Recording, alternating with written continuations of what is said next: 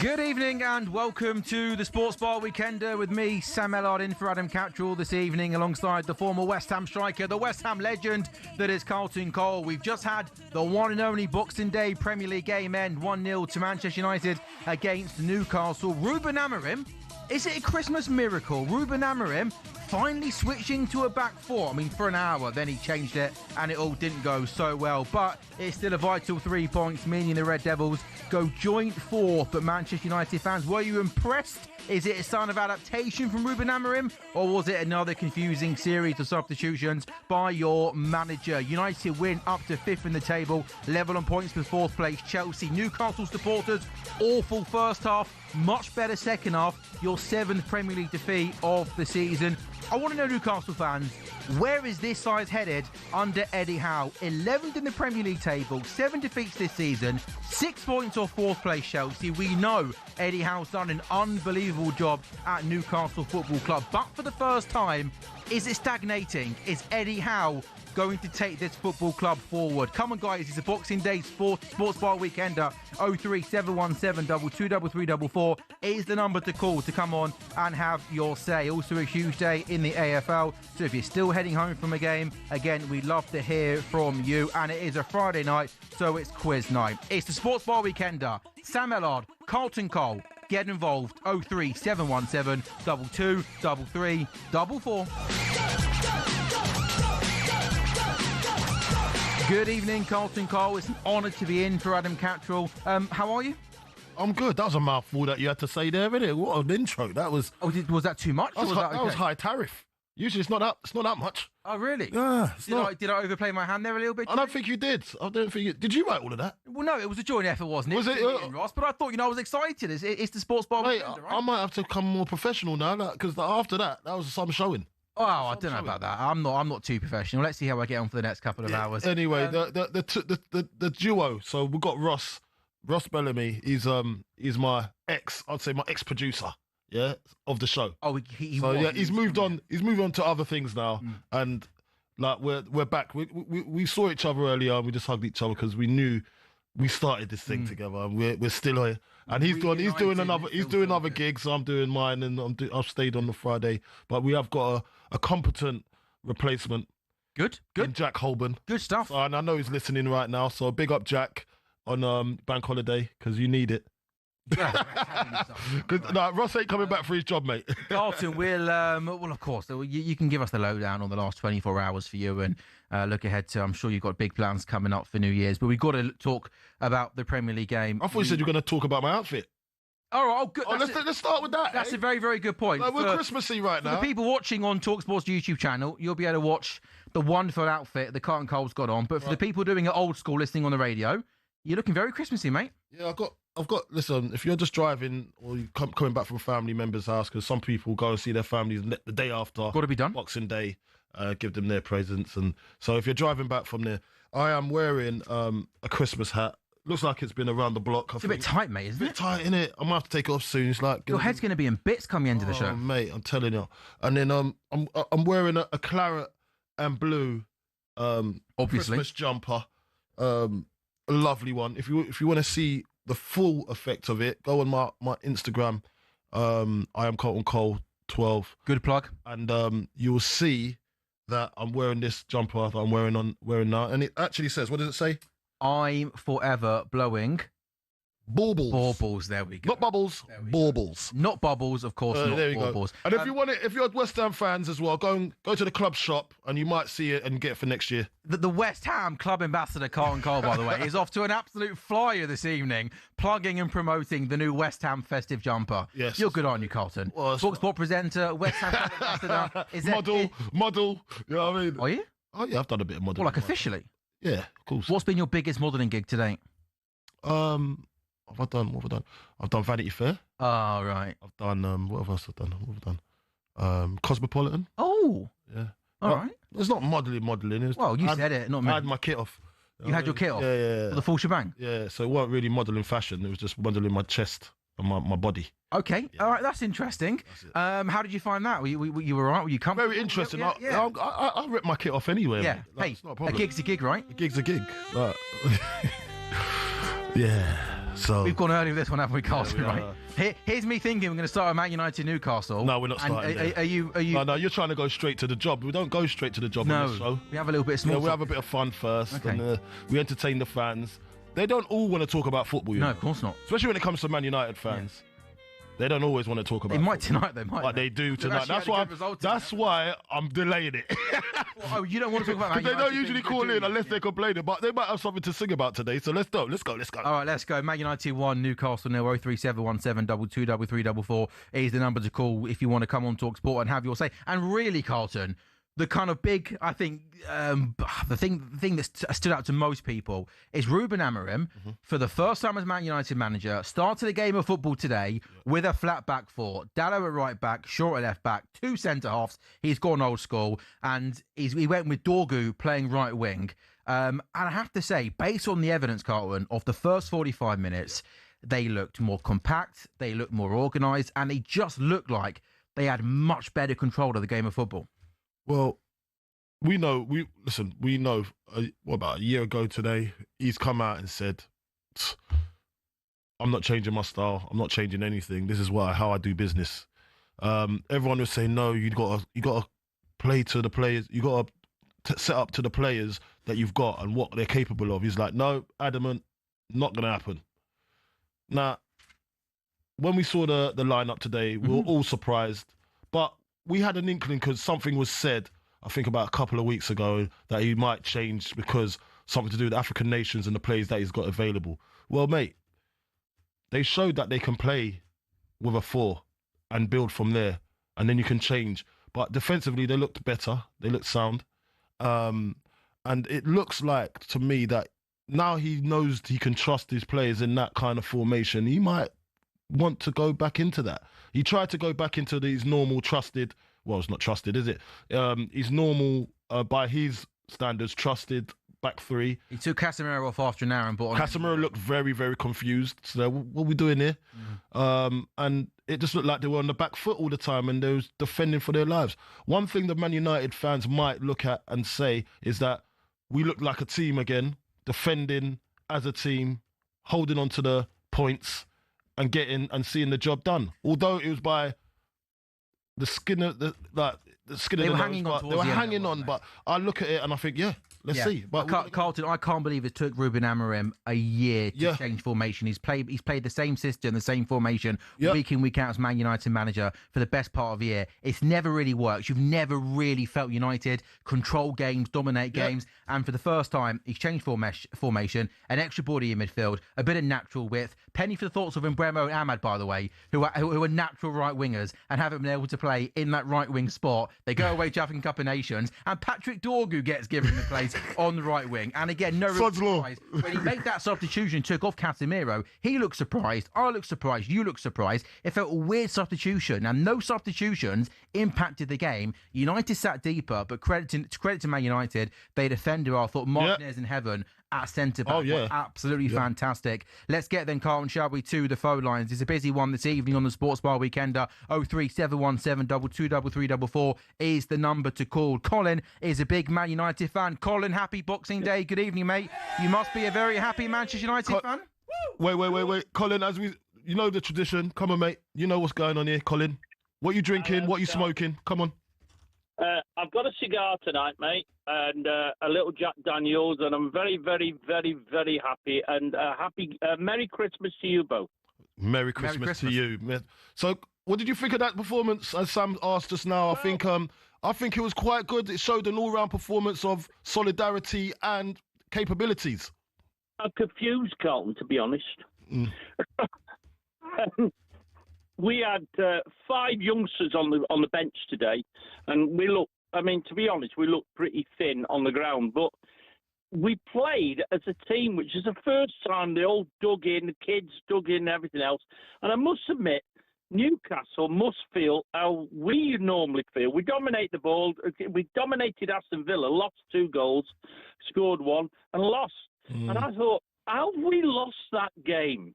We lost that game because Euro didn't close down the lad for the 2 goals. But Newcastle must feel the same as us. But as a Man United fan, I am absolutely ecstatic about the fact that the coffee pot's on, and all of a sudden Amorim smelt it. He's gone, hello, hang on a minute, this is good. And the kids came on and absolutely did their business. Now, we're 5th, which is fantastic. Everybody said to us, you won't get proven ourselves. Well, look, Liverpool, you're below us. Tottenham, you're below us. Newcastle, you're below us. Blah, blah, blah. All these fantastic teams, Brighton and Bournemouth and everything else, that they've been waxing lyrical about them, and Amorim can't do it. Well, no, because we're bloody 5th. Yeah. And that's the end of it at the end of the day. We've now got winnable games. Well, this is where we'll cock up, obviously, where we've got Burnley, Wolves, Burnley and Leeds. And, we should win them. Leeds is a tough game. Anybody that plays Leeds is a tough game. It's United and Leeds always goes back in history. So it's good. We're doing very well. Thank you very much. We may well end up in the top 6, which is what I think is absolute minimum. Minimum this year is top 6. Don't get top 6. Then I'm sorry, Mr. Amorim, you got to go. Ooh. Why is that, Colin? I didn't have that down. I had top 10, Coles. I had top. You finished 17th or 16th last season? No, 15th last season. Carl, get it right. All right. That's even better then, isn't it? Look, top 10 is not good enough. Yeah. I'm sorry. You've seen what we saw today, where the young lads came on and they played for a shirt. That's one of the first times I've seen United do it this season. They absolutely ran the legs off. How many saves did the goalkeeper have to make? You tell me. Lemons did not make any saves. Newcastle must have felt like us. Yes, they had all the ball. Yes, they were throwing it into the middle of the area. Yes, he was catching them, or was going over the bar, or he didn't actually make too many ruled saves or anything like that to stop them scoring. And that's how United feel sometimes. We dominate the ball, and then we don't get it in the middle well enough, or there's nobody good enough. So today, we lost Mount at half-time, and who was influential. We're thinking that he's going to take the place of Captain Bruno until he comes back. But it looks now, if Mainu can get back in the team, get fit, get rid of that calf injury, then he's got a chance. And why not? Yeah. Colin, thank you very much for your call. Go and enjoy your cigar. Go and enjoy your Jack Daniels. It's Boxing Day. It's Friday night. The Sports Bar Weekender on Carlton. On in the background. That's a perfect Friday night, isn't it, mate? Great Friday night, mate. Great Friday. Colin, good man. Let's now head to George, another Man United fan. He's phoned 03717 223344. George, good evening, mate. How are you? Yeah, hi, good evening. Not bad at all. Merry Christmas to you all. Merry Christmas, mate. You, George. Look, how are you taking in today's show? Are we on YouTube? Are we just on the radio? No. You're on the radio. Okay. Old school. Old I like school. it. Yeah, I love Taking that. it back old school, George. Look, yeah, old school. I've been supporting United for 60 years, and there's nothing there that I haven't seen before. And what my point is that all football fans are fickle. 1 minute, we're heroes. 1 minute, we're zeros. And they apply, and all my groups and whatever, they've all been saying about Dorgu and this United team and whatever. But look at, one little slip here, one little chance there can create a goal, and you can win a game. And they dug in today. They dug in really solidly, and the three centre backs, three, four, Five they all sometimes. played solidly. And then look what happened. Dorgu has been really lambasted in my WhatsApp groups. It's just his crossing is not there. But I blame Cunha as well we could have been comfortably 2 or 3-0 up when he could have crossed. And Dorgu was free, but he went for the shot or he went for a different angle or whatever, and he didn't cross the ball. And Cunha tried to be a hero. And this is all also without Bruno. Everybody, the whole story has been about Bruno. But I've always said that, if somebody's not there, it doesn't matter. Somebody else has to step up. And they did today. And Mount had a chance, but he went off halfway. But others came in, others dug in, and look what happened. So, you don't know what can happen in the game. And in the end, like your previous caller said, did Lemons have to make any real good saves? Not really. Not really. They hit the bar, so did we. Remember, Sesko had a chance. And he hit the bar. But they hit the bar, we hit the bar, but that's all part of the game, isn't it? Yeah, listen, you guys had, an outstanding game all round. When I say all round, defending, attacking, controlling the game in parts. It was just when you went back to that back three, then Yes, Newcastle. that's the problem. Yeah, then Newcastle started to apply the pressure. You could see it was a dogged defending, but it showed that you can defend the lead. So it actually looks well. It looks good. While I was watching this, it reminded me of Brian Clough and George Graham days. 1-0 to the Arsenal. Yeah. 1-0 to Forest. And that's what I was thinking when I was watching this game. Yeah, old and school. You're thinking, they're pressing, but it doesn't matter. As long as you win, you win. You win a game. Yeah. If you don't, there's an old adage Brian Clough once said many, many years ago. If you don't let in a goal, then you can't lose. It's simple. And it's simple football. Yeah. But there you are. And the other day, God rest his soul, John Robertson passed away. Yeah. Do you remember? Yeah, he of course. passed away. And I remembered him in the Forest days and when they won the European Cup. I mean, we won the European Cup in our way. I've seen relegation. I've seen hooliganism. I've seen caged-in supporters. I've seen promotion. I've seen Champions League. I've seen it all. How old are you, may I ask? 67. Okay, yeah. Sounding good for 67, George. You're well weathered. You understand what it is to be Manchester United. I remember driving 4 hours, 5 hours, parking the car, joining the queue to buy a ticket, and then getting into the ground. What's that? What's a queue? What is that? Yeah, exactly. George, this man can't hold queues for nothing in the last 10, 15 years. That's in the days when we had rattles. You remember? Oh, raffles. Oh my gosh. The rattles. Oh, rattles. No, I don't know what that is. What's that?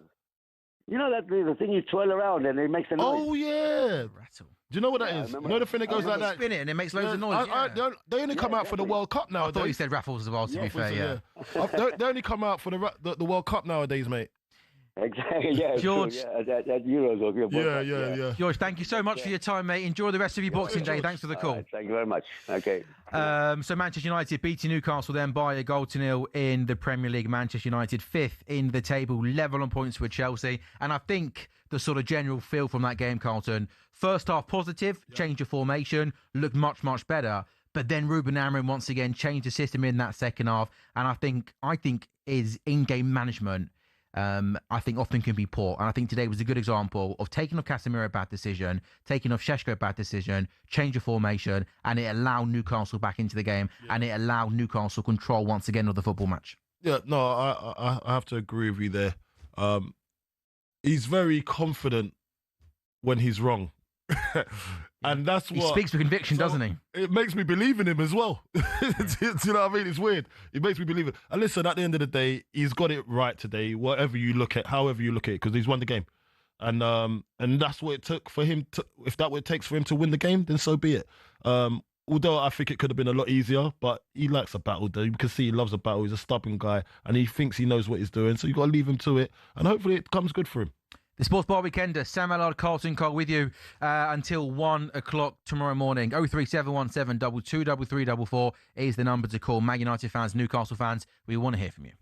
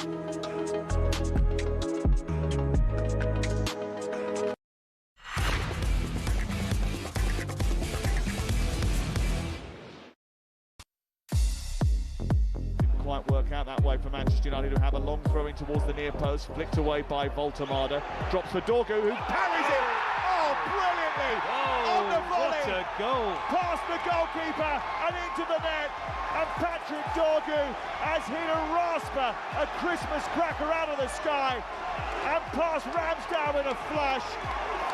It's his first goal for Manchester United, and they don't come much better than that.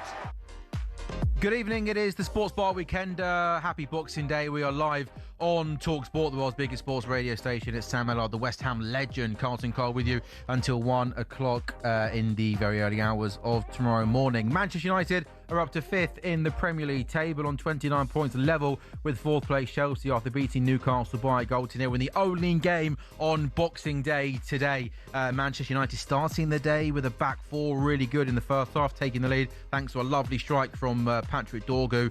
Newcastle better in the second period, but just didn't create enough chances. Back to Old Trafford very shortly, Carlton, where we're going to hear live into this very show from the Newcastle manager Eddie Howe and the Manchester United manager Ruben Amorim. Of course, they are a different day on Boxing Day with only one Premier League game. I mean, could you imagine that as would you have liked not playing on Boxing Day, or did you like the brilliant tradition that is Boxing Day football? Of course, everyone loves the tradition. For me, playing wise, I had good times playing on Boxing Day. I always had, we either won or I scored. That helps. I scored quite a lot Boxing Day and New Year's Eve, around this end of the year time, where I capitalised on maybe somebody eating too much at Christmas Day. Eating too much, maybe. I don't know what it was. You saw a heavy defender and thought, I'm taking advantage of you today. And you thought happy days. You look doable. Yeah, I could sort you out. You know what I mean? So basically, you wanted as many games as possible in between the 26th and New Year's Day, right? As much as possible. But no, listen, I don't know any different. If there wasn't, like, obviously, I say in our days, wasn't that long ago, was it? It's not. But you just look at it and you think, you know what? Maybe I did want a day off, or because the day, Christmas Day, the lads, so at West Ham, the lads had the day off on Christmas Day, and they just had to go in today. Okay, because obviously they played 27th. Yeah, so I don't think I've ever had it. It's either we have a day off, so we don't train, but we'll have to meet up at the hotel later on that night to get ready for the game. On Boxing. So you have any Christmas lunch and you're thinking about that, exactly. Clock watching almost a little bit. Got to get in that car.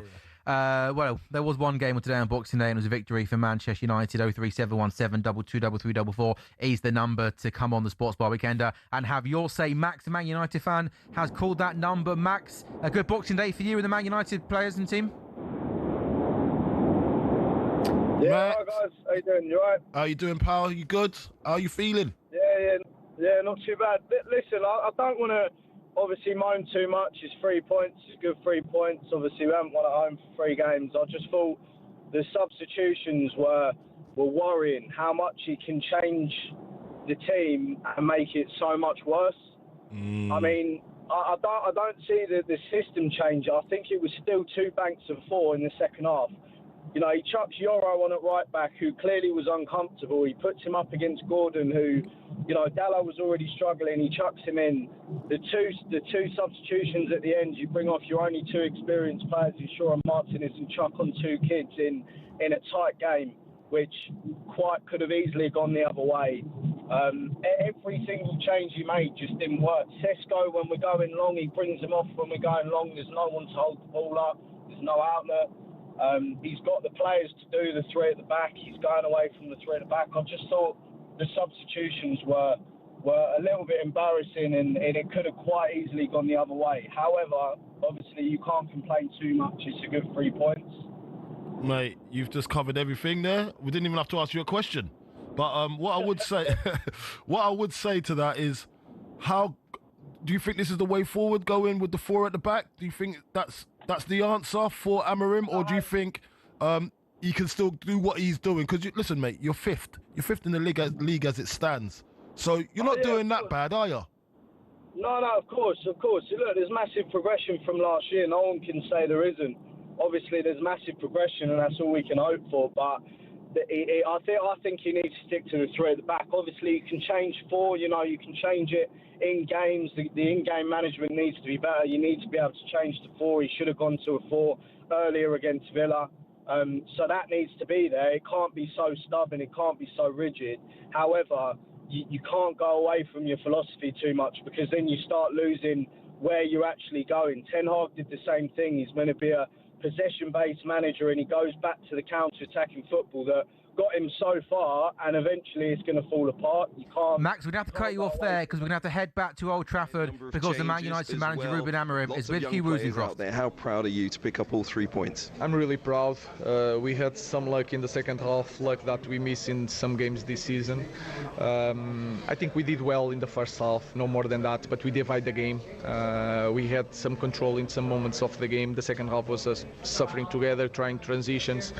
and they sometimes I say that we need to defend with everything the box, and today we did that, and was a very good 3 points. You've had to trust young players. It's something that fans were screaming for. How proud are you that they've been able to repay your faith in them?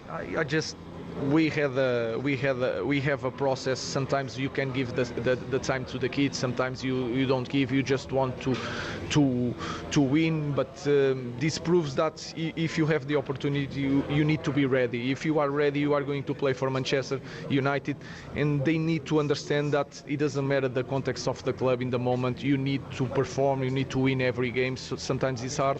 I just want to build a good base to help the kids, not to come here and then suffer and then go away. I just try to help them.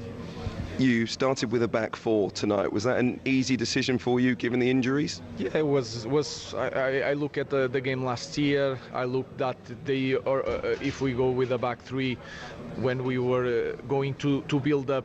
They are really strong on the pressure. It's going to be man-to-man. I think they have more physicality than our players in this moment. I just try to take the reference and to put one more guy in front, even for the long balls and the second balls. And I think they were not expecting, and that showed in the second half. In the first half, the second half they adjust and we suffer.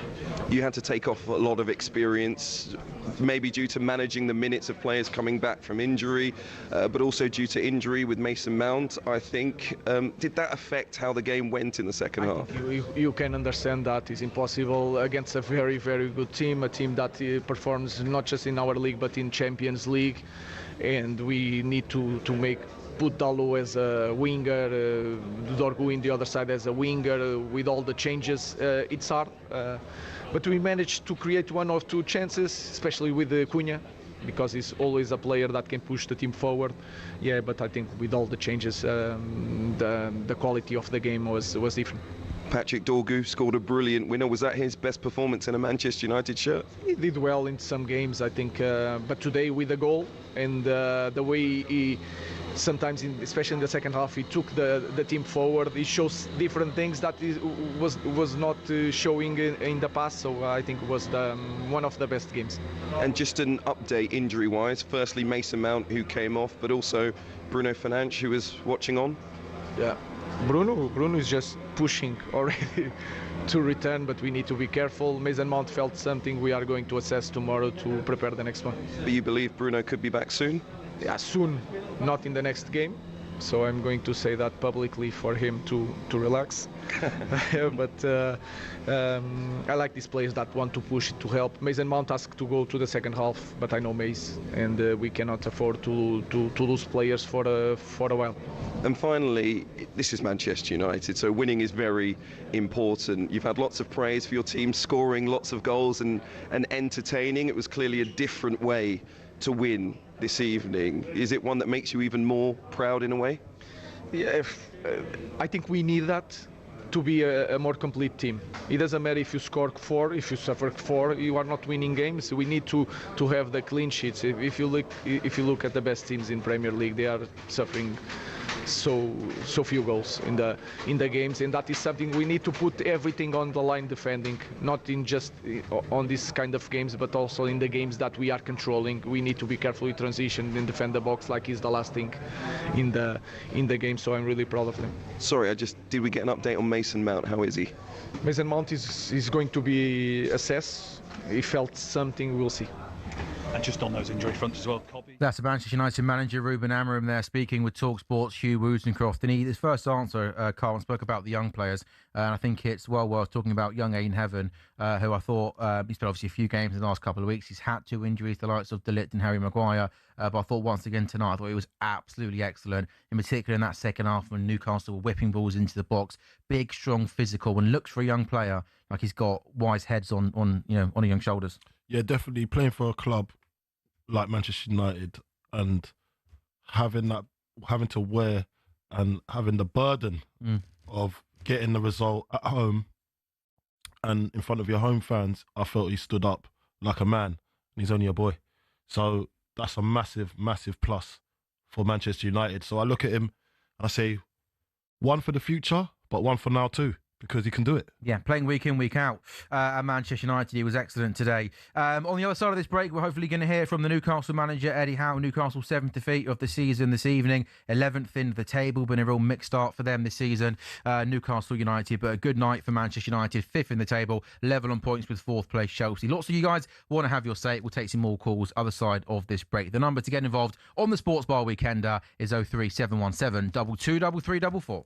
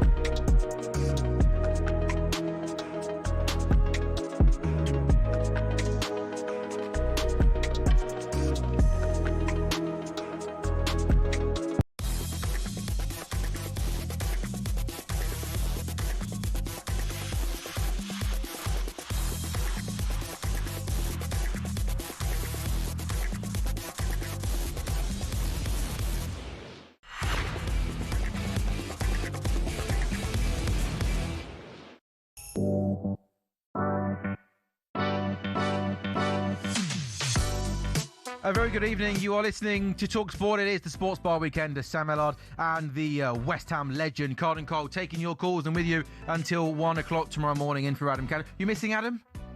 Oh, listen. He's your boy, isn't he? Friday nights with the Catman and Carlton Cole. That's just that's a Friday night tradition here on talkSPORT, isn't it? Adam's taking time with the family. You know, sometimes you got to do that. And yeah, he's not with us right now, but he's here in spirit. Yeah, you've gone quite emotional there. Yeah, he's a family man. He's a family man. Yeah. He gave a lot in the Christmas party though, so he's probably tired. Did you go to Christmas party? Yeah, I went. talkSPORT Christmas party. I popped in. Did you? Popped in, popped out. You know. Quick, how long were you in there for? I was missing my mate Ross Bellamy. He weren't there. Yeah, he's a busy man. He's got 2 young ones, hasn't he, running around the house. So but. Yeah, I had a good time. Yeah. Till the lights came on. It wasn't a pop out situation for me, mate. No, nothing. Once I was in, all or nothing, mate. takes a lot to get you off the dance floor, doesn't it, Carlton? Well, there was no dancing. There was no dancing? I didn't make it. Just at the bargies. Just at the bar, there we go. Who needs music and dancing? Where were you? Yeah, couldn't make it. Other commitments. Anyway, moving on, shall we? Manchester United beating Newcastle this evening on the only game on Boxing Day. It was what a hit, by the way, by Patrick Dorgu. Oh, wonderful volley. Lovely. Giving United the victory. United up to fifth in the Premier League table, which is a strange one, isn't it, Carlton? Because it does feel like under Ruben Amorim, they're still trying to find their identity, trying to find the right formation, the right combinations. But then you look at the league table, Man United are level on points with fourth place Chelsea. Flying high, mate. Flying high. Although they got a game in hand, but sure. it's nice for Manchester United fans to have a look at that table and think, do you know what? I've probably been underestimating this squad. You know, have you been underestimating this squad? No, I just think with time, I never underestimated it. I just think with time, he'll get it right. Tonight, he got it right. And I look at him and I think, yeah, there's still work to be done. It's always improvements. There's work to be done with his in-game management as well. But this is a step in the right direction. He's changed his formation to start this game, which is not something he really wanted to do. First time ever, really. And when you look at it as well, I say that's a good time to address this, because it's got certain players that are not there, and he needed to adapt, and he's adapting. And we thought he would never do it, but it looks like he wants to do it, and he's capable of getting it right. But it's just when he wants to revert back to his old ways again. Well, it took him an hour tonight till he went back to his old ways, didn't he? So it took him a year to change, and then an hour to go back to his old ways. Well, it's quite interesting with the last caller saying that he prefers a 3 at the back. Yeah. I didn't see that coming. But I understand where he's coming from, because when you do lose your identity, and he's, as he said, it happened with Ten Hag. But I think if you do it you have to play what you see, and what he sees. It's not they've got to adapt against us. You've got to adapt against the team as well that you're playing against. I would say that for the large part, the majority of the year in charge, Ruben Amorim's had playing with that identity, that system, the back three. And if you look at his points per game and all that, it's really, really poor. So I understand that he's been really stuck on this idea and this principle, playing with the back three. But I think for too long, you've watched Man United struggle through games, not really sure what they're trying to do, what they're trying to build. In particular, I think the midfield has been a big problem for Manchester United, only playing with 2 central midfielders, always being outnumbered. And that's why I was surprised it took him so long to try something new. And we saw it today. Again, only a small sample size. The first 45 minutes, it was much better. Let's go back to the call, shall we, Carlton? 03717 22 3344, the number to call, and come on talkSPORT and have your say. Jason is a Man United fan. Jason, Carlton says with time he's going to get it right. Is Ruben Amorim going to get it right long term at Manchester United? I hope so. I do like him. I don't know about back three. I think when you're struggling, you go back to basics, and for an English team, that's a back four. But yeah, I love the guy. I hope he does do well. Just watching that then, Xerxes. Good God. My God, he never went for the ball. He never watched the ball once. We're watching him from the Stretford end, and we're screaming. Not once did he look at the ball. He's looking at the man constantly, waiting for him to come to him so he can stop the man, and it's a free kick every time. And then when he's going forward, the players are more or less begging him, make the run. He won't make it. He looked like he was ready to go off to Rome. I'm not getting injured. I'm going Rome. Do you know what I mean? He was dreadful. What I will say is I'll take back what I said about Dorgu. He had a couple of good games for us when he first came, and from then I've said he's not a United player. He was awesome tonight. He really was awesome tonight. Jason, you've been there this evening. You said you were in the Stretford end. Whilst there's been a lot of debate about Ruben Amorim's future over the last year on social media and newspapers, on radio stations, one thing that's absolutely for certain is those match-going Man United fans, the ones that pay their hard-earned money to get into that stadium, they've backed him from day one. They sing his name game in, game out. Is the atmosphere still a good one in and around Old Trafford? Yeah, it was.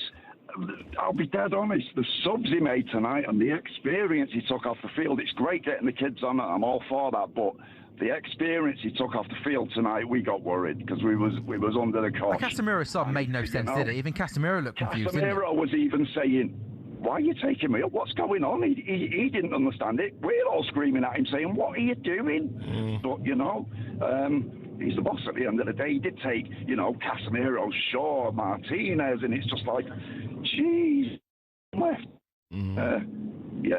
Xerxes was absolutely all right. So let's talk about Xerxes. All right. So you got a little bit of a bee on your bonnet about Xerxes, right? So I watched a little interview with Bruno Fernandes, and he alludes to every single player that he plays with and how he has to adapt to each and every one of them.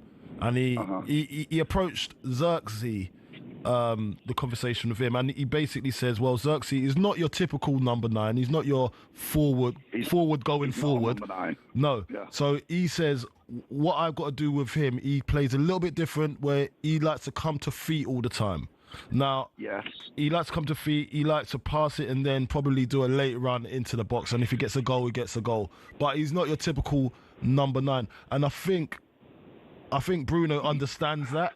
But although it's frustrating for fans, it's up to the manager to try and play him the way he's supposed to be played, with a striker that will complement him. Where I think, and I know what you're saying, I think he's low on confidence on the way he actually does he does play. So as in, he comes to feet, but you said he's searching for the man and he's not going for the ball. I think he needs to be coached, and because remember, he's still young, fairly young. He can still be coached how to do that, because that was part of my game. I used to play like that, so I understand. He's been knocked. His confidence has been knocked because it hasn't been coming off for him, even though that's his power. And that's his special power that he possesses, but it's not coming off for him. So where does he lie? So that's where he is. That. Yeah, go on, mate.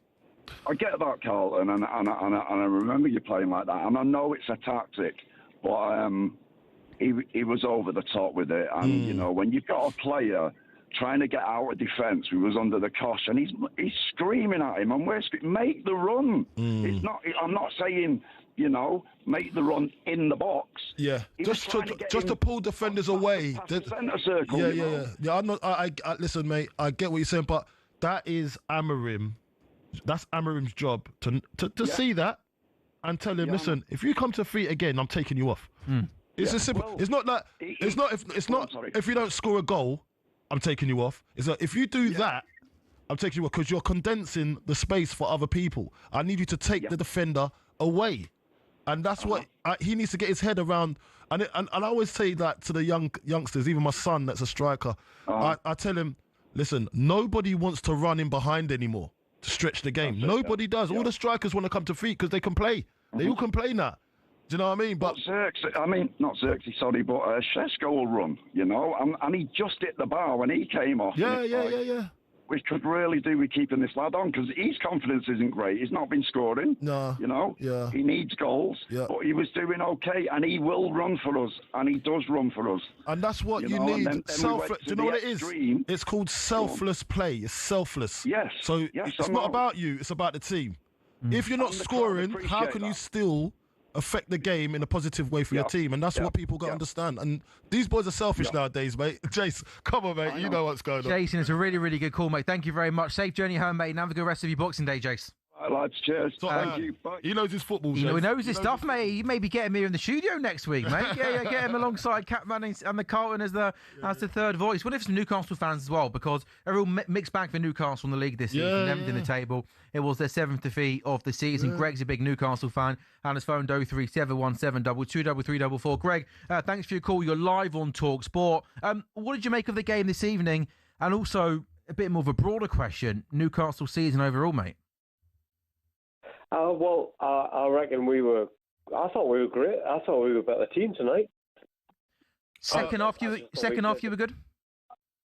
Yeah, I thought we played them off the park. To be honest, a few great crosses and stuff. That goal was brilliant, by the way. But no, I thought we were great. Yeah. And I thought we were the better team, to be honest. Well, this is what Ruben Amorim said. Ruben Amorim. No, it wasn't Ruben. Sorry, it was Colin the Shed. Yeah, the first quarter. Colin the Shed said, well, it's usually them that's got all the possession. Yeah. And they don't get the result. Well, it's spun on its head tonight, and you got all the possession, but you didn't get the result or the goal that you needed. Greg, was the frustration then perhaps, loss of possession, but there was a long-range strike which hit the bar? There was no real save. Yeah, is a worry the lack of clear-cut chances that you didn't create against a young and experienced Man United team? Guys, there was loads. I mean, Carlton, you'll know yourself. You're a brilliant striker, obviously. You're a classic, legendary striker. And you'll know that, when balls come in, sometimes we've got Murphy, and we've got Gordon, and we've got Valdemar and Wieser and that. And sometimes they don't all go in, but, some days they go in, some days they don't. That Douglas strike was amazing, obviously. Yeah. But I just think we were the better team, and I just hope that Leeds beat Sunderland at the weekend. To be honest, that'll help. That'll just soften the blow for you. To be honest, I do agree they were good away from home, and it's one of the better performances I've seen you have away from home actually, because you guys on the road you haven't been great. You haven't been great this season, but this is a good step in the right direction. Now you just need to get the finishing touches. Do you think? I've heard a lot of talk about being on social media and stuff. I've heard a lot of talk about Eddie Howe and stuff. I mean, I'm all for Eddie Howe. I've heard murmurings, about Eddie Howe. I don't know. What about him? Come on, spill the beans. You know more than me. Well, he's the man. He's obviously the man, but I've heard rumours that he's not.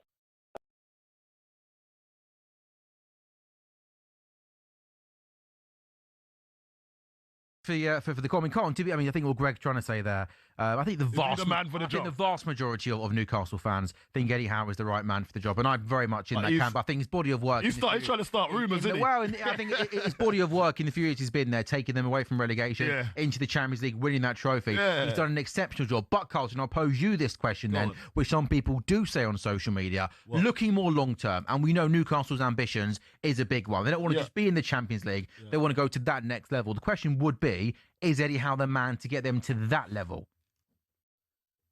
Well, I think, do you know what? I think with every manager at a club, and they've been there for quite a while, and they've been fairly successful, there does come a time when you do look elsewhere to think, do you know what? Has he got what it takes to get us to the next level? Because there's another level above what they're doing right now. And listen, Eddie Howe's done a brilliant job. Can't take anything away from him. And I think Newcastle fans will always say the same thing. But I would look at it as in, it could be that there is someone out there that can do what he's doing and better, but there might not be. It's not that easy. The grass isn't always greener, is it? The grass ain't always greener. People like to say that about West Ham. Yeah. I can say it about Newcastle. Sure. Do you know what, Card? If there are any Newcastle fans that driving back up to Newcastle after the game this evening, 03717 223344 is the number to call to come on the Sports Bar Weekender, a Boxing Day Sports Bar Weekender, and have your say. You're listening to talkSPORT with talkSPORT Bet. Download the app today for all the latest odds and offers. It's 18+. GambleAware.org coming up after this break. We continue to take your calls on talkSPORT. And speaking of the devil, we'll hear from Eddie Howe live next on talkSPORT.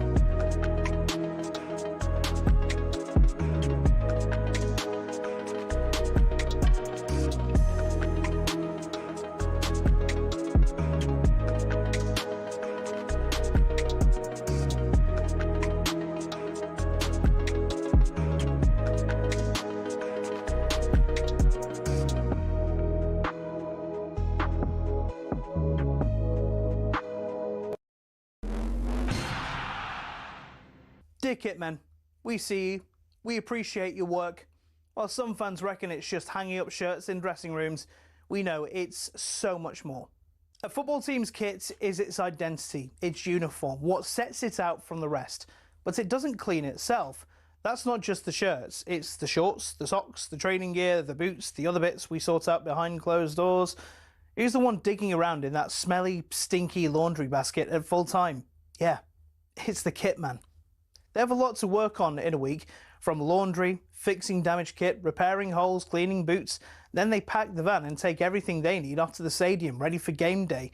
They don't get a lot of help when they get in the ground too. Kitmen are the ones unloading a full squad's worth of boots, kit, medical bags, and all the bits the players and coaches will need between the start of the day and switching off the floodlights at the end of the day. First thing they do is organise each player's kit, make it easily accessible in order to avoid any dramas on match day.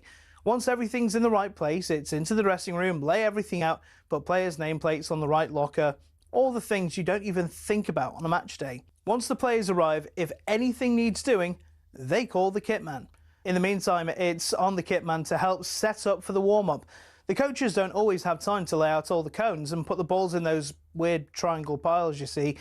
As the warm-up is underway, the kit man then becomes a glorified ball boy, chasing stray shots and passes, making sure they aren't lost.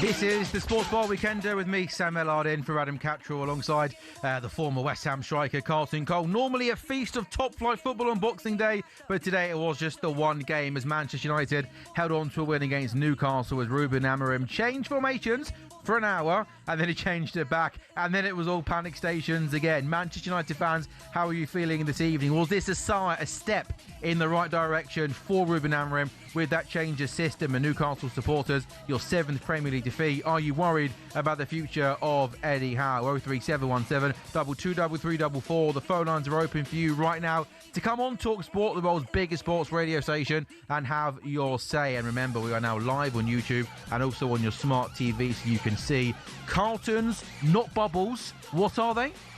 Baubles. Do you want to remind everyone who's maybe just tuning in, you're in the Christmas festive spirit this evening, aren't you? Yeah, you know how it goes, mate. Like, you get to Christmas Day. Yeah. No, actually, Christmas Eve. Oh, before that, mate. No, Christmas. I'm not. I'm Christmas Eve. I do all. 23rd. You're not interested, mate. 23rd. Yeah, I'm a little bit interested, but that's all online stuff. So online is like 2 weeks before, so you get all the presents, all that sorted. Then the missus has got the Christmas tree up. I tell her to do it as late as possible, you know, because just don't want to see it, you know. You got to have a little bit before to be able to enjoy it. It doesn't mean money's being spent to me. Well, it is Christmas, mate. It's Grinchy. I mean, you work hard in the year, don't you? You and the other half to get to Christmas and enjoy yourself. Yeah, well, enjoy myself, but yeah. This doesn't feel very Carlton Cole. I'm surprised. I enjoy other people enjoying themselves. That's what I feel like great when I see someone is so happy with their present. Yeah. Are you enjoying me just enjoying being on the sport? Yeah, I think is that I like people that work hard around me, and you work hard. You're here today, and I'm thinking, yeah, you didn't take a day off. You could have easily taken a day off today. When you get the text message saying, "Do you want to be alongside Carlton Cole on Boxing Day on the Sports Bar Weekender?" I mean, it takes one. Really? Okay. Come on, man. I'll take that. Come on. Carlton, going back to the phone lines very shortly, but let's now go back to Old Trafford. Hugh Rosencroft with the Newcastle manager Eddie Howe after a side's 1-0 defeat against Manchester United. Well, Eddie, it's a tough defeat to take. It was a dominant second half from your side, obviously not so in the first. How do you sum up the evening's work from your players? Yeah, we're disappointed. We're really disappointed that we didn't grab that first half like we should have done. I think the opportunity was there to do so, like we did in the second period. But we made it too transitional in the first half. I don't think we were great with the ball. We gave the ball away under limited pressure and produced our own problems. Conceded a poor goal. We're disappointed with that. That's something that we worked on pre-game.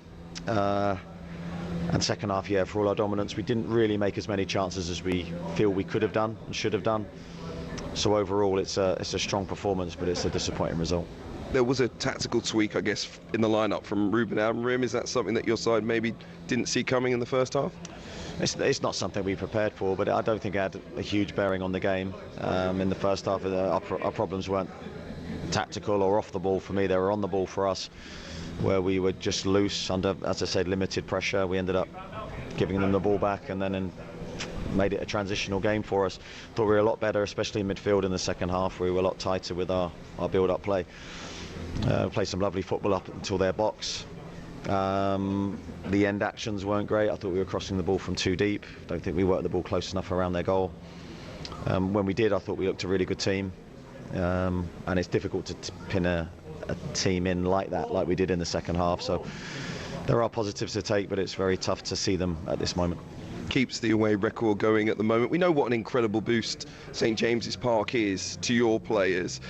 Is it as simple as the players finding it tough to lift themselves when they come away from St James's?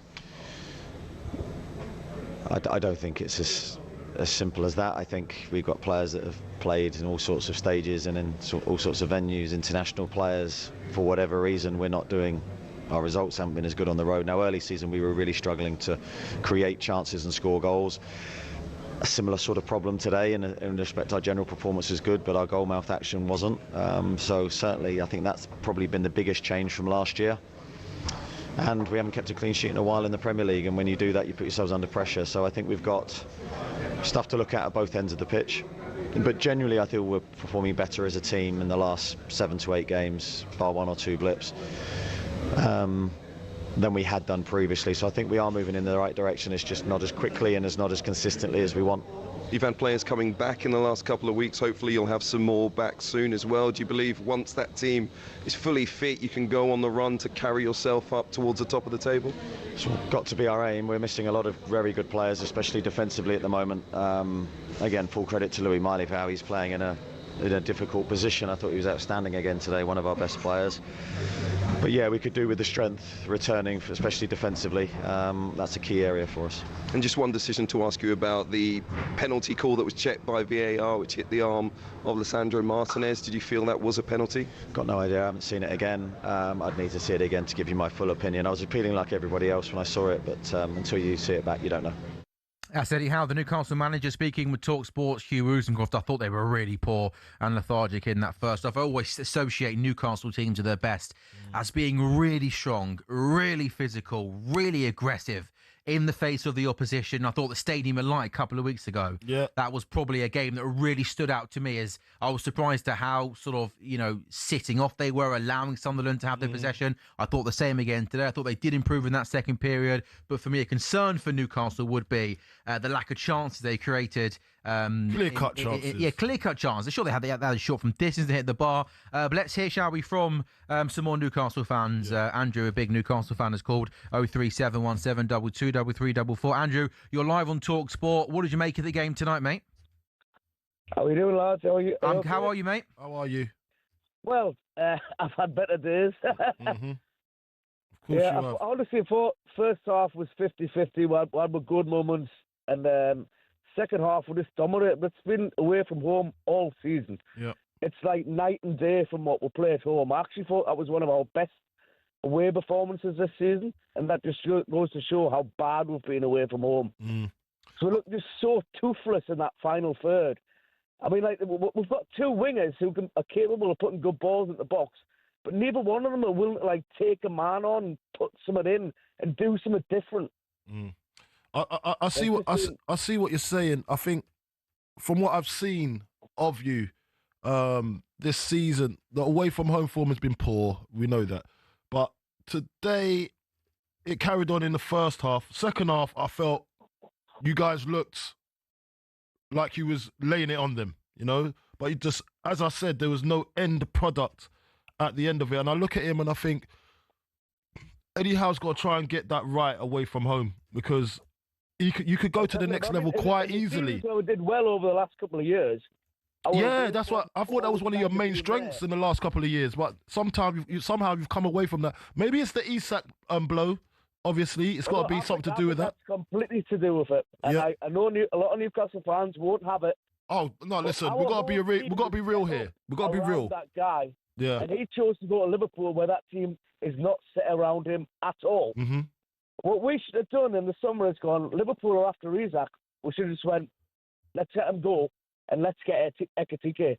Because at the time it was between... Yeah, I remember. And if we'd sold him, Liverpool never would have went for Ekitike. And he was a like-for-like replacement for him. Yeah.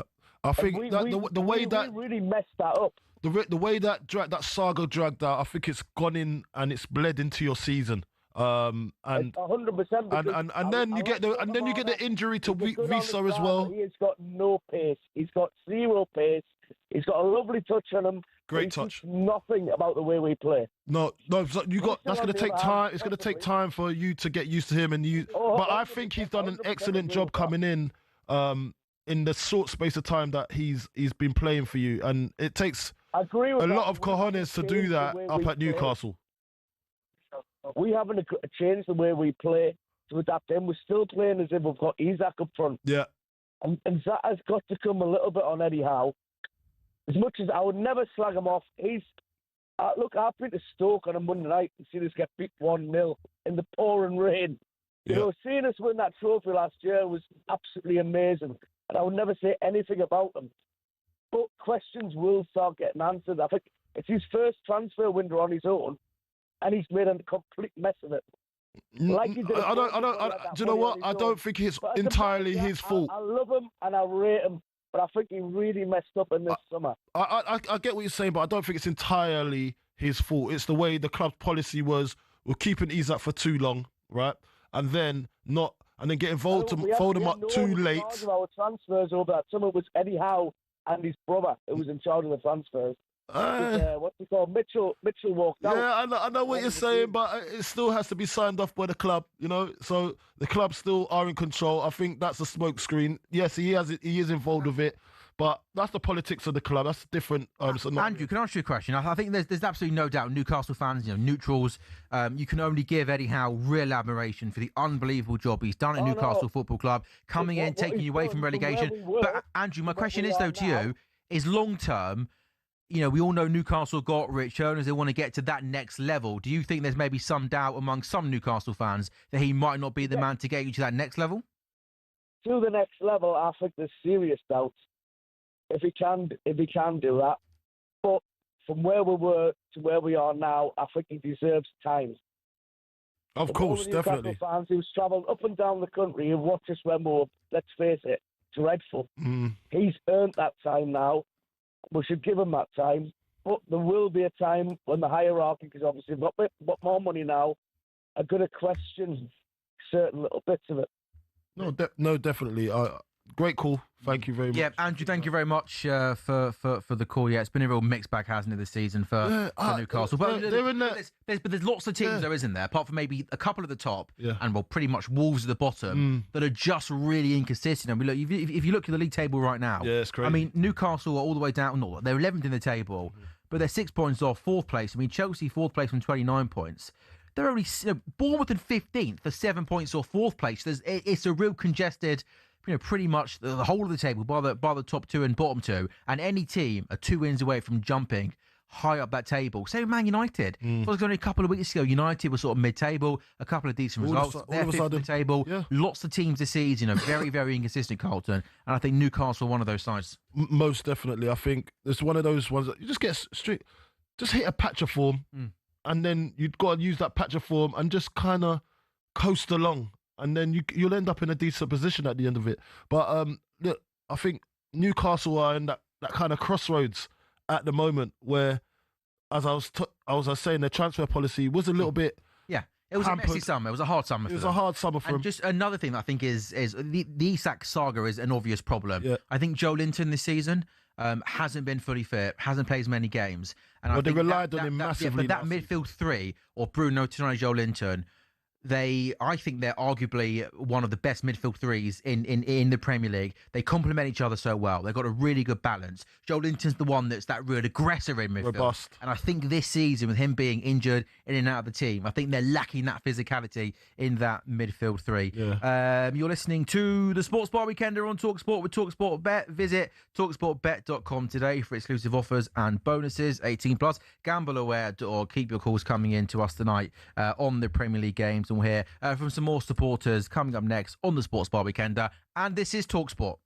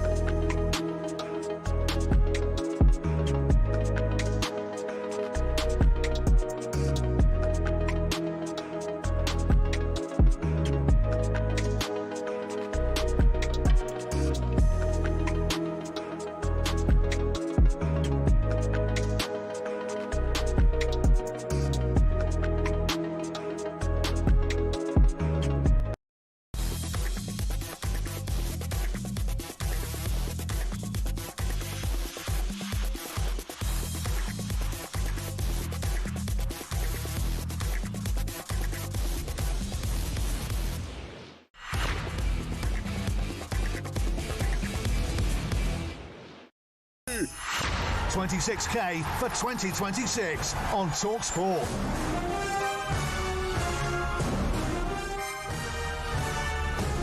It's the Sports Bar Weekender on talkSPORT. Sam Ellard and Carlton Cole with you until 1 o'clock. Now, talkSPORT is already looking ahead to an exciting year 2026 will bring, and we're giving you the chance to win a massive £26,000. What better way to kick off 2026 than to win some serious cash? 26 grand. It's our biggest New Year cash giveaway, and it could be yours. It's 26k for 2026. Here's how to enter for your chance to win. Text WIN to 8333, 8 Text costs £2.50 plus your standard network rate, or call 0343 423 9761. Lines closed 12 p.m, 9th of January 2026. That's when you'll need to answer your phone if it rings. UK residents only, 18 plus. This is a network promotion. Full T's and C's at talksport.com/win. So for your chance to win, text WIN to 83338 now, and good luck.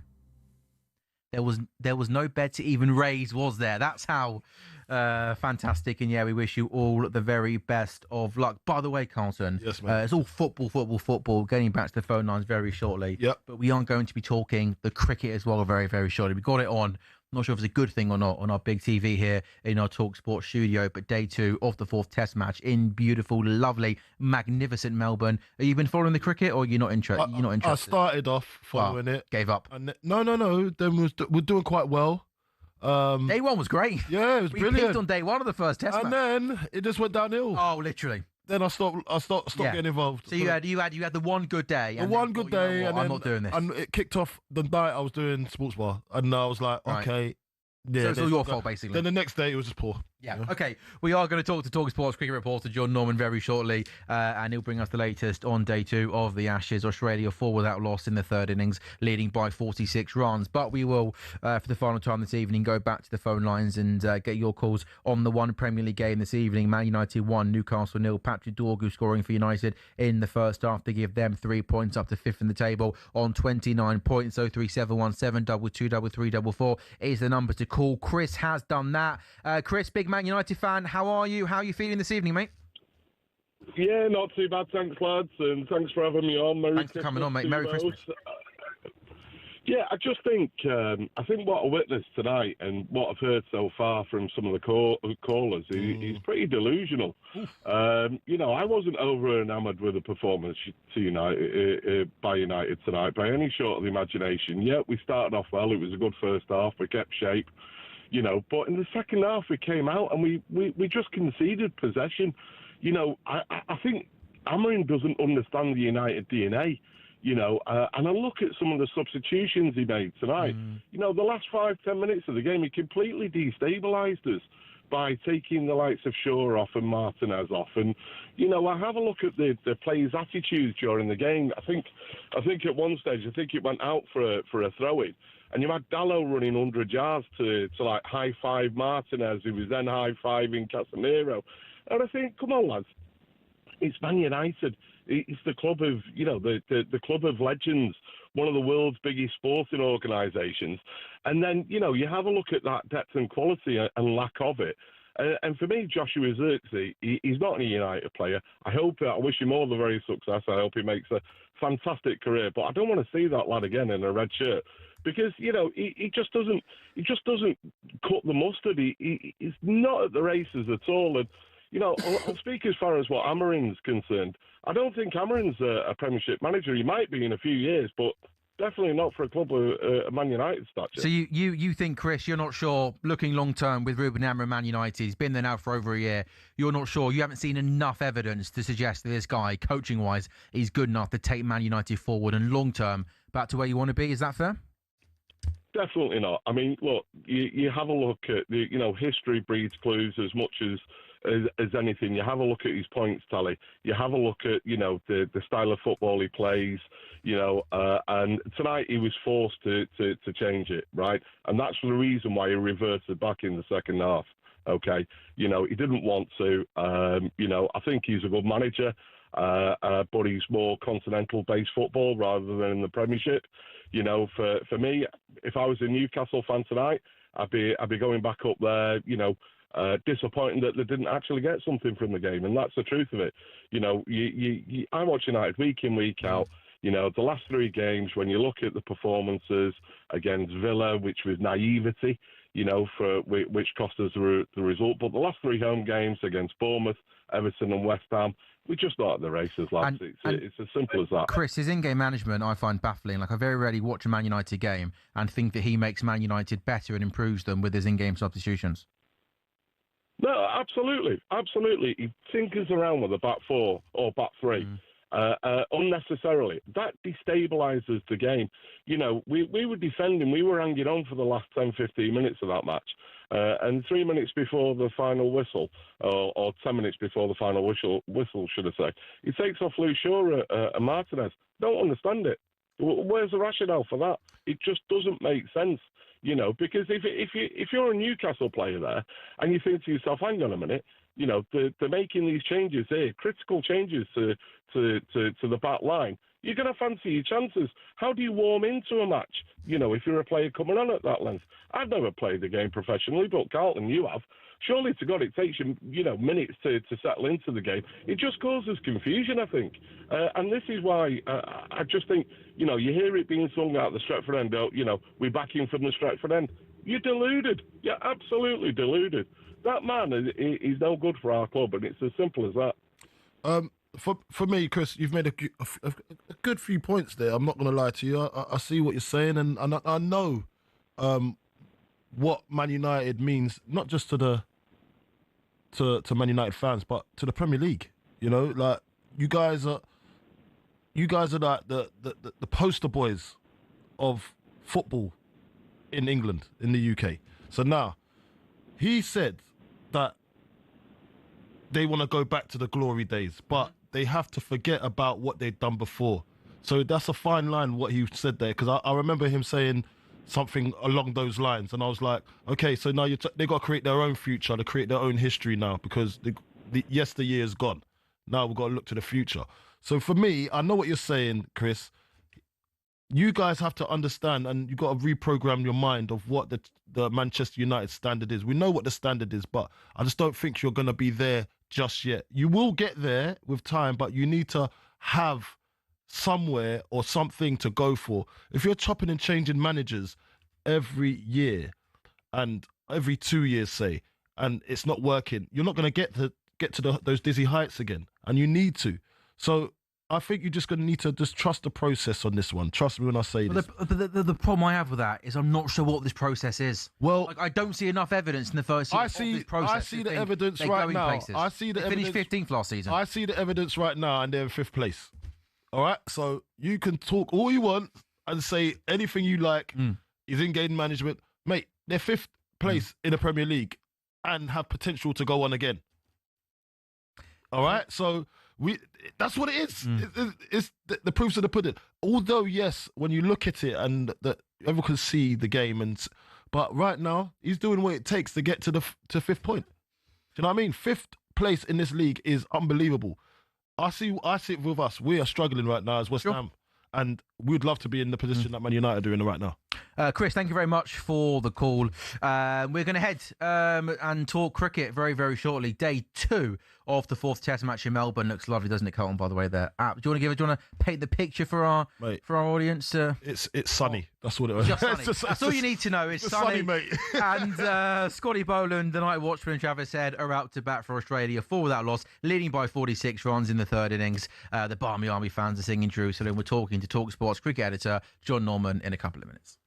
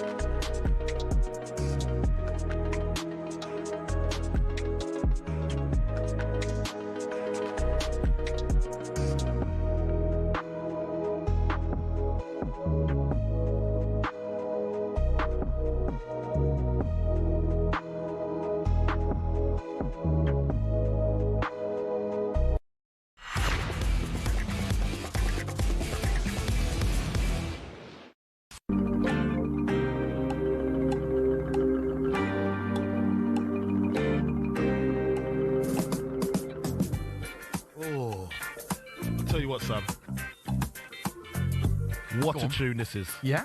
Oh, this is one of my tunes that I remember. It's a dance around my grandma's living room whilst the fire was on. Nice. And I just remember, I just got, mate. I just remember just going on her sofa. She had leather sofas, but she had the plastic over it. And I was going on there jumping on her sofas in defiance to say, take these plastics off. Because if you understand, it's either an African household or a Jamaican household or Caribbean household, they always had, they had their sofas, right? They had their sofas, but they always left the plastic on just to keep it pristine. Just didn't trust you jumping on the sofa, basically. Thought. So I done it in defiance. But I remember doing it to this tune. Okay, there we go. Well, don't we got a table to jump on. Selector. Hey, there we go. No. Is it just a general rule of thumb on the Sports Bar and talkSPORT that when it gets to 11:30, everything baked just goes out the window, right? Mate, you just don't think about it. No. Just go with it. Okay, well, let John Norman think about the cricket shout. We are going to turn our attention to the world of cricket. It is day 2 of the 4th Test match between Australia and England. We had 20 wickets yesterday. I guess, John Norman, if we get 20 wickets again today, it's another 2-day Test match. I know. What are the chances? And I'll get to enjoy Christmas at home like a normal person. Oh, blimey. Carlton, I'm just back in your living room though. Like, was it an electric fire or was it a coal fire? No, it was an electric. Well, no, it was a gas fire. Gas fire. Fire. One of those like old school ones. And then, you click it. You click. You go click, click, click. I knew it was one of those clicky ones. Yeah. My nan used to have one of those as well. Oh mate, every night I think everyone had was on that. I reckon. Like, it was one of those ones that you needed to see it to be able to experience what we're going through back then. Yeah, man. You're a Croydon boy as well, aren't you? Well, I was born in Croydon, but I grew up in Brentford. Oh, you went the other side of the river. Yeah, but I'm back in Croydon again now. Good lads. Hey, good lads. I'm back. I'm South Norwood myself. Okay. Yes. Oh, you're local. I am, yeah. I grew up in Streatham and now South Norwood. Yeah, so I haven't moved very we've got to go for a beer then. Mate, anytime. All right, then. I'll get your number after the show. Me, you and Stormzy. Oh, yeah. Stormzy's a top man, by the way. He grew up around the area. I'll see if I can get him out. There you go. Clinton Morrison and Darren Bent are my Tooting brothers from back in the day. Yes, Tooting. I drive past there nearly every other day. All the South London. And Sam, of course, who grew up in North London, is an honorary Surrey fan now because he started supporting Middlesex, but now he supports Surrey. So he's this. Oh, is it? You shouldn't turn, should you? But we became. Well, I mean, friends, work colleagues. I became with Gareth Batty, the Surrey head coach. Yeah. And because of that, you should never change teams. But I thought, out of love for Gareth Batty, John, I just had to. And I guess, and I've won 4 county championships since then. So it's been. Oh, you're right then. Right, there we go. You're a lucky mascot. A good decision. A very good decision. I want you two just carry on talking about, Streatham and Croydon and the boys and stuff like that. Keep going. Mate, I can keep going, mate. Are you at a point now, John, where 4 Test matches in, you want to do anything but talk about cricket? A little bit, yeah. I mean, look, this game right now is essentially, it's just a.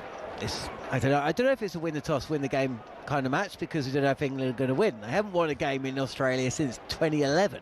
So they'll take it if it comes.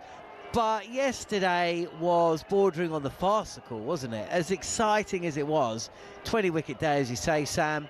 There was a boundary hit from the last ball of the day and essentially elicited the biggest roar of the day, and it was more from laughter because Scott Boland outside edged it down to the boundary, and it became a bit of a joke. The whole day was a little bit of a joke.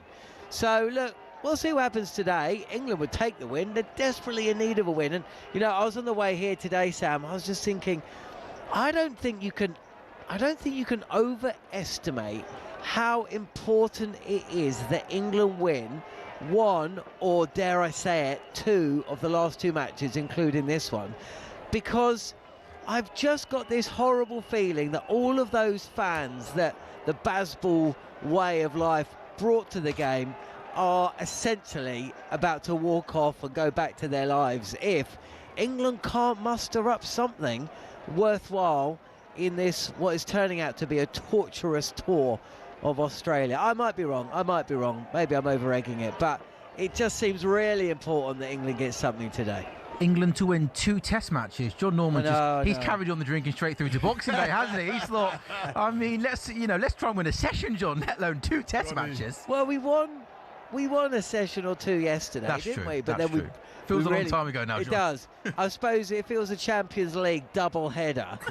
It's a 1-0 and then another 1-0 and then lose. And so after 2 halves and then the third half, you lose 5-0. Excruciating. Yeah, so it's kind of like, they're grimly hanging on. John, if I thought it was a good ball, but it wasn't. If this doesn't improve for England and it does end up being a 4 or 5-0, I think Rob Key gave an interview to the Sky Sports cricket podcast, the men's director of cricket, where he, correct me if I'm wrong, pretty much said that if he stays on, Brendan McCullum is going to stay on in his role as Test head coach. If it's a 4 or 5-0, do you think changes should happen in terms of above Brendan McCullum? Will there be sort of the usual kind of, start again process after an away Ashes defeat? I remember 4 years ago when Ashley Giles and Chris Silverwood and Graham Thorpe, and Joe Root in a couple of months, and there's a few of that team never played again. And George DeBow, the cricketer who we were both good friends with, he passes on his seasonal greetings to you. Hey, George. He mentioned, Hey, George. Yeah. Hey, George. Me or Carlton? Well, both of you. There we go. he can join you guys on beers then, can't he? Yeah. And he was saying, look, you're deluding yourself if you think that changing the coach is going to change anything. Sure. Right? It's the easy option. It's a difficult one. I mean, at the end of the day, I think these 3 come as a 3. So if you get rid of Brendan, and I think Rob Key goes, and then if both of them go, then maybe Stokes is going to... Now, do you want that?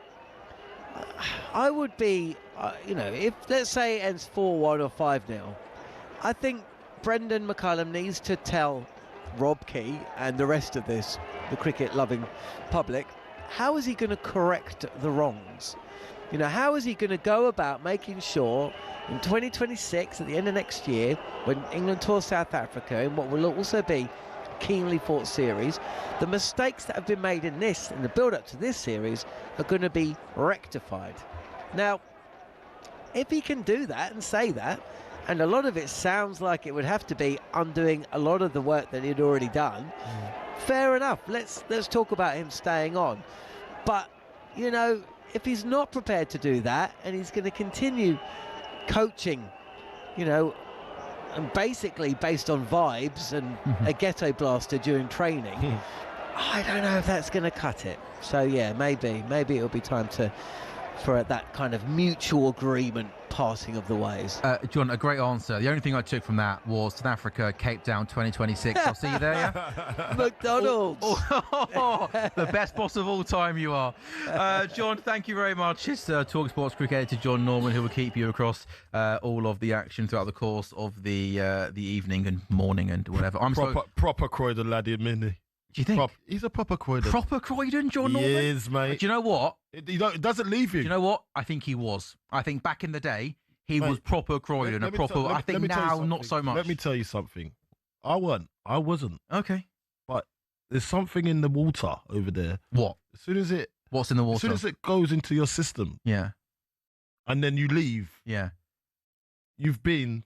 So you can take the boy out of Croydon, but you can't take the Croydon out of the boy. Mate, you've been infected. That's it. You're done. Okay, well, you'll be happy to know between now and 1 o'clock, your best mate, the Croydon boy, John Norman, will be on, where hopefully he can tell us about lots and lots of England wickets, because, Carlton, we need wickets, don't we? We need wickets, but at the same time, listen, if this is tradition, we keep it going, innit? Oh, there we go. 5-0 Australia, you can't beat it. 17 without loss, leading by 59. This is talkSPORT. It's the Sports Bar Weekend with you until 1 o'clock. I'm told, Carlton, we have a great quiz coming up. Is this part of the Sports Bar Weekend tradition every Friday night? The tradition every Friday night. And is it a good quiz? Mate, only you can make it good. Me? You. You're the talent. Mate, I can only work at my capacity. I need help, and you are the help today. Okay, all the help's coming up next on talkSPORT in a couple of minutes' time.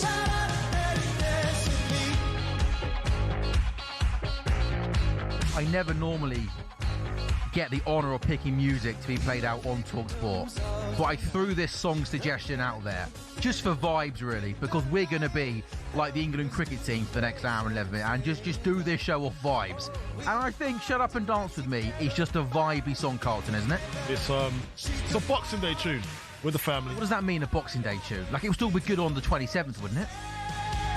So there's times you play these type of tunes. When would you not play this tune? I wouldn't play it in my household myself, but I wouldn't mind listening to it at a Christmas party, maybe. All right. Yeah, or did it get played at the Boxing Day party, maybe. But I wouldn't play it on Christmas Day.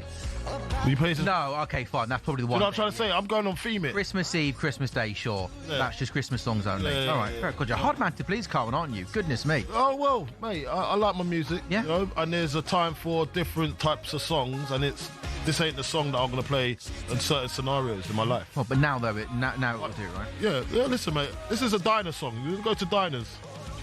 And then, have you ever been to Hooters? No. I know. I know, honestly. I need to sort my life This is out. what I play there. I've watched, yeah, all right. Yeah. I'll get to that. Hooters Just Stringfellows? No. No. Sorry. That wasn't the scene in North West London me growing up. Sorry about that. Sam Ellard in for Adam Cattrall alongside the West Ham legend Carlton Cole. Going to get me in trouble on the Sports Bar weekend. And Noah Lewis, talkSPORT producer, reporter, is with us in the studio. Noah, I'm told this is the time of the week where the Catman and Carlton normally get involved, and you put their mind to work, don't you? Indeed. I mean, last time they thought they had me, and they found out very late on. We underestimated him. Yeah. Indeed. Are you cold, by the way? Not really, no. I mean, he's got a hat the on. woolly hat's just for fashion. Oh yeah, no. No, I like it. I'm curious. No, do you know what it is? Because he's like my son. He's got the braids. Oh, yeah. So sometimes it's a bit messy in the top. Oh, really? Oh, well, I kind of want to see that. They'll have to wear the hat to cover it up. It's criminal. It's criminal. Yeah. No, mate, take it away. You're looking good. No, I mean, look, guys, I've constructed a quiz here. Top appearance makers for both Chelsea and Aston Villa for either team, not necessarily. And this is the head of Chelsea, Aston Villa tomorrow in the Premier League. That's right. That is right. Yeah. So top appearance makers in the Premier League. Top appearance makers in the Premier League for either Chelsea or Aston Villa.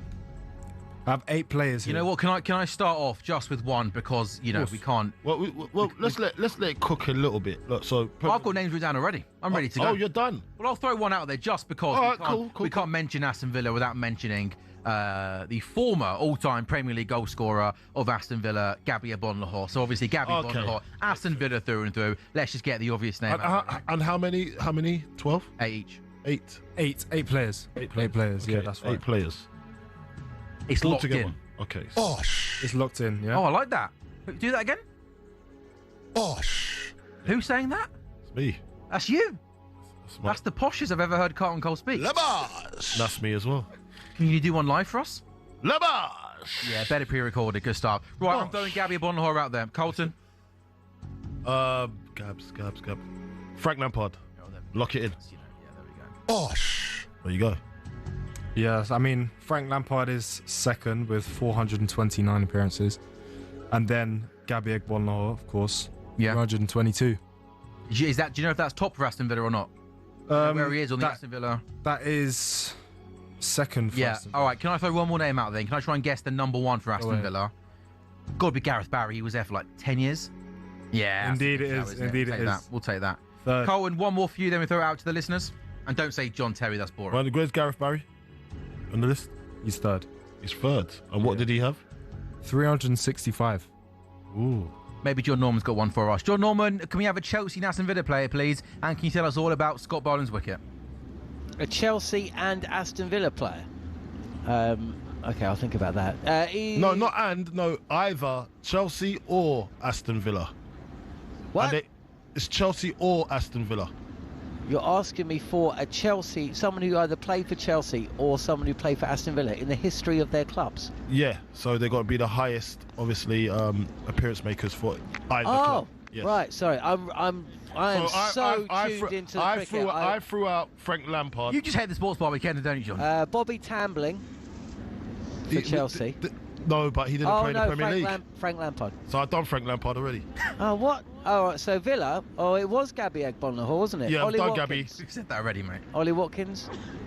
Ooh, that could be. Nah, has he got? Nah, I don't think he's got that many.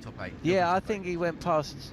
No, in goals he did, but not appearances. Oh, apps. Oh, okay. Oh, right. Oh, yeah, Gareth Barry's a. Yeah, that was a great shout, innit? Oh, yeah. mate, well, you've already got the answers, haven't you? No, we've got 8. We've got 6 more to go. 7. Right. Well, I'll tell you about the wicket, and then I'll have a think. All right, then, mate. 22 for 1. And, the last thing that England needed was for the night watch Scott Boland to hang around, and thankfully that hasn't happened. Gus Atkinson, his second over, his first over, he bowled way too short. He's pitched one up a touch, and wobbled seam, moved away from the bat, and Boland has just edged it through to the keeper. So he's gone, that's good, 6 he scored, and so the real game can now start. Australia's lead is 64. They are 22 for 1. So you're asking what their highest appearance? Oh, yeah, man. Top appearance makers in the Premier League for either Aston Villa or Chelsea. Do you know what, John? While you have a think, Ugo Ekiog. Ooh, Ugo Ekiog. He must be in Shall there. we lock that in? Let's lock that in. Ugo Ekiog must be in there. What about Steve Staunton? Ooh, Steve Staunton as well. All right, do you know what? Thank you very much. We're gonna take that into account. He's given us some food for Cheers, thought. Jono. Colin, Man United fan, wants to get involved. Colin, good evening. How are you? What do you got for us? Evening, guys. All right. Good. Well, How are you? I'm gonna go for it. I'm very well, thank you. Enjoying the show. Thank you. I'm going to go for Chelsea player Petr Cech. Yeah. Petr Cech. I mean, Petr Cech. No, it's got to be in there, right? Do the damage, mate. Do the damage. Say the magic words. Petr Cech, lock him in. There you go. Petr Cech is 5th on the list. He has 333 appearances. Oh, Pete. All right. Can I throw one more? It was Ollie Watkins in there for Aston Villa, by the way, in the top 8. He must be. No. He wasn't really. No, didn't make the top 8, no. Petr Cech was... He didn't. Petr Cech was 5th. Okay. All right. On 331. 333. All right. 333. Yeah. Did he get Can I do one more Chelsea one? Cesar Azpilicueta? Locked it in, yeah? Yeah, locked in. Sorry, I'm getting into this, Carlton. So we got Azpilicueta, and he'd be 4th. He's 4th on the list. That's right. 349 appearances. All right. Yeah. Carlton, any more? We'll go John Terry, ain't ya? Yeah. John Terry. Lock him in. John Terry's first on the list. 492 appearances. There you go. Lee Hendry, lock it in? No? Doesn't make the list. No. All right. I'll go back to Chelsea then. Okay, now. I was about to Remember, we've got no more posts now, so we're nearly cooked. So the last one, yeah, we can't get it wrong. So we got 6 and 8 to get right. Branislav Ivanovic, locked in. You yeah? Leba. Okay. Yeah, good lad. Okay. 261. 261 on what? Yeah, appearances. Where's he? He's 7th. He's 7th. That's right. Branislav. All right. Have we got a caller? Have we got no callers? Everyone's having their If you want to get involved and help us out and finish it off, it's 03717 22 3344. We're approaching midnight on the Sports Bar Weekender on talkSPORT.